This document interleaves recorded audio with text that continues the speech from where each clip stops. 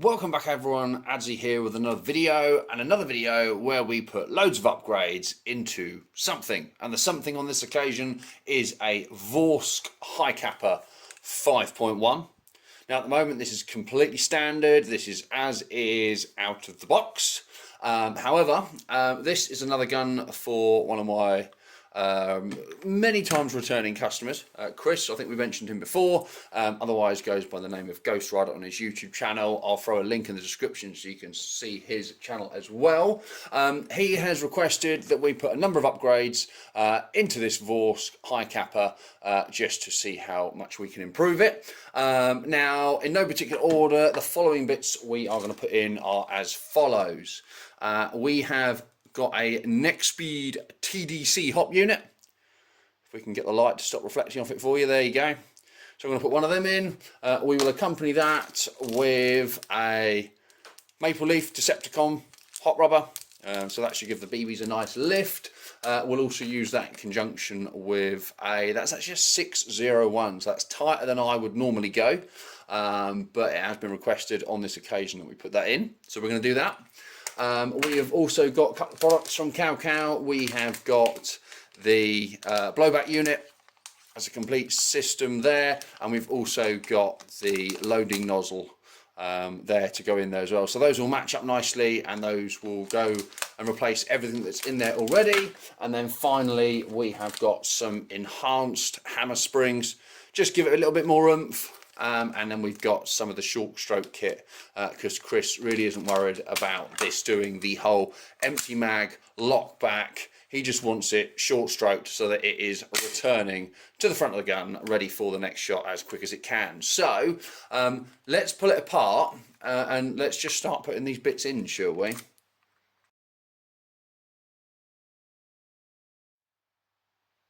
So a little update for you as we go along. We were going to try and change the nozzle housing, so this was the new one here from Cow. However, it turns out that the one that was in there unfortunately has this bigger cutout on the top, and that's basically to allow for the sights. They sit in like that when they're on top of the pistol. So we're not going to be able to use the outer blowback housing, but what we will do is we'll keep the original one.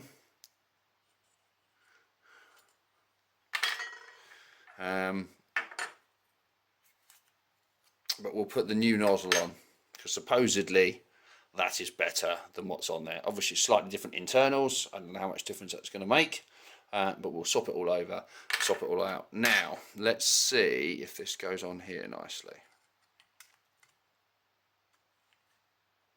Nope. Okay, yeah, look at that. The internal diameters are actually different. So that means that we're not going to use any of that. Amazing! So we will stay with the original housing,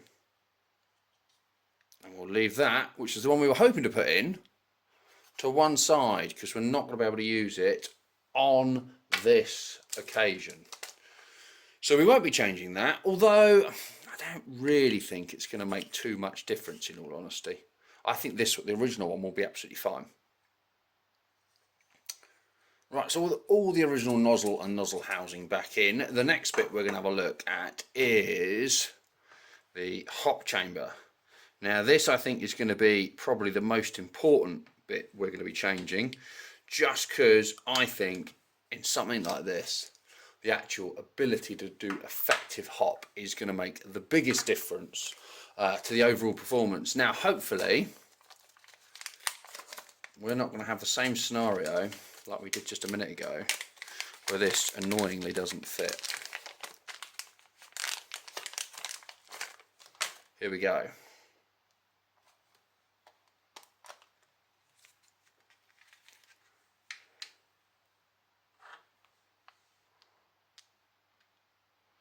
I think that looks like that is going to be compatible, so that's good news. Now the real advantage with this over the original, so the original one has this hop up arm that comes up one side and pulls this plate down. I say great, fine, but because it's pulling all on one side, it's not as effective as something like this, where it actually has a dual kind of sided on the hop arm, which is all then adjusted on its height with this little wheel.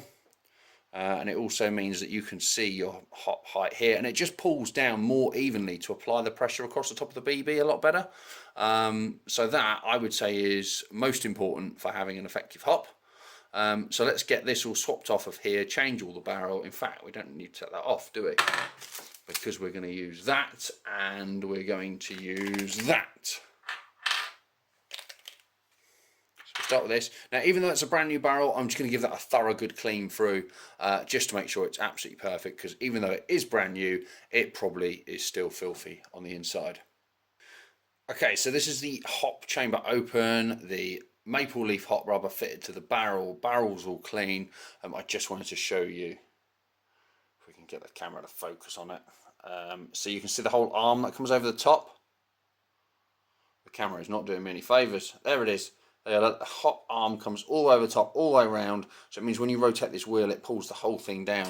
It does have, if you can just see in underneath there, it's got a nice little built-in like rubber pad, which obviously sits on top of the hot rubber to push sort of apply the hop to the top of the BB, which is great. Let's close it up, and I'll just show you how evenly that applies the pressure. Ready? Okay, so can we see down through here? Right, now if we have a look in here, I'm going to rotate that little wheel, and we should start to see any second.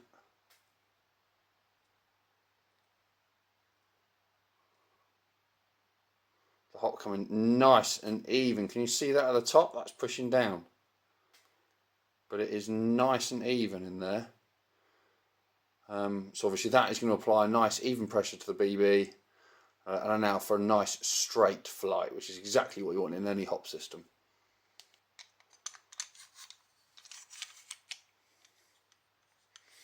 Now, our next step, with all of that back in there, we are going to use some of these, which are the short stroke buffers.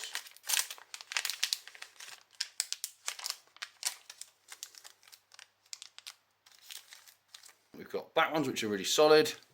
Blue ones, which are a little bit more softer. Okay, I'm going to start with that for now, just to see if that achieves what we want it to do. So let's put that on there. Let's put that on there. Now we've got to get it back in here without ejecting the spring across the room. Ready?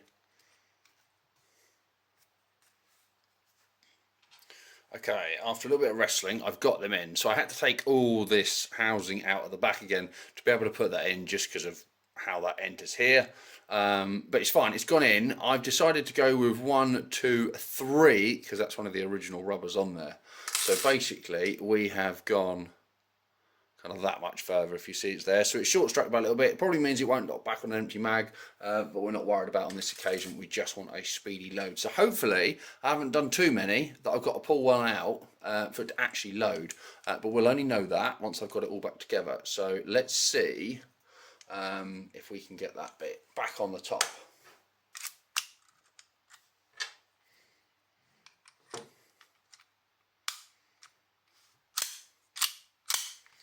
Okay, so back on with the slide.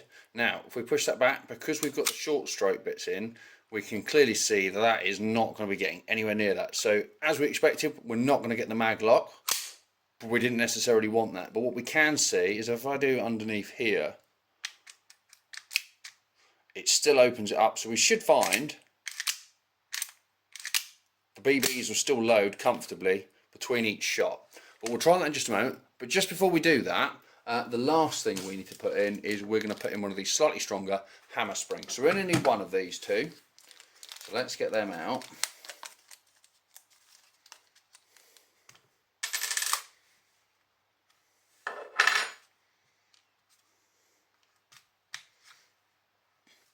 Now, in this little bit, this holds the spring that actually fires the hammer, which vents the gas out of the mag, which in turn causes the pistol to fire and cycle. Now, the way to get this out, there's a little side pin on this side, so we have to push down the spring only ever so slightly, then push the side pin out at the same time, But again, careful, because there is every risk that it could spring out at you. So that's the standard one. Nice amount of grease. Look at that. We'll put that there. We'll take the new one. We'll put that in there. We can see our side retainer pin is out there. So just get that, push it down, push that pin in and release. And then that has changed that spring. Dead easy. Let's put that back together now. Okay, so that is all the parts that we're going to be able to put into this one to try and improve it a little bit. Now, the next step is going to be to put a magazine in it. Okay, so here is our magazine. We've already got one BB loaded in there already, so it's ready to go. And then if we have that,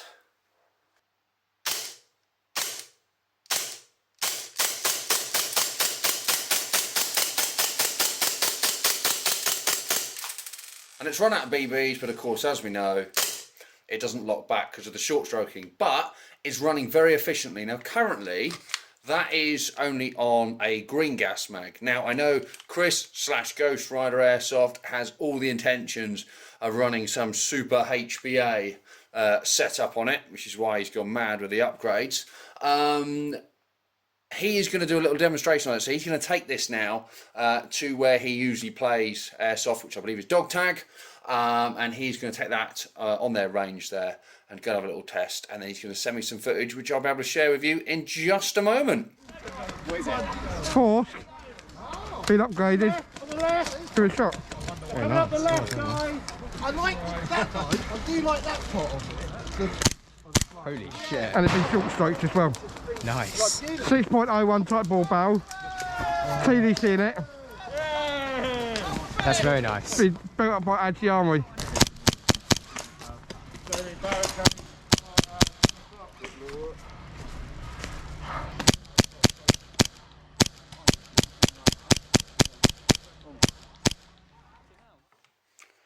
So there you have the battle-ready Vorsk Hi Kappa. I hope you all enjoyed it, guys, and thanks to Chris for sorting out some footage for us, and we'll see you all in the next one.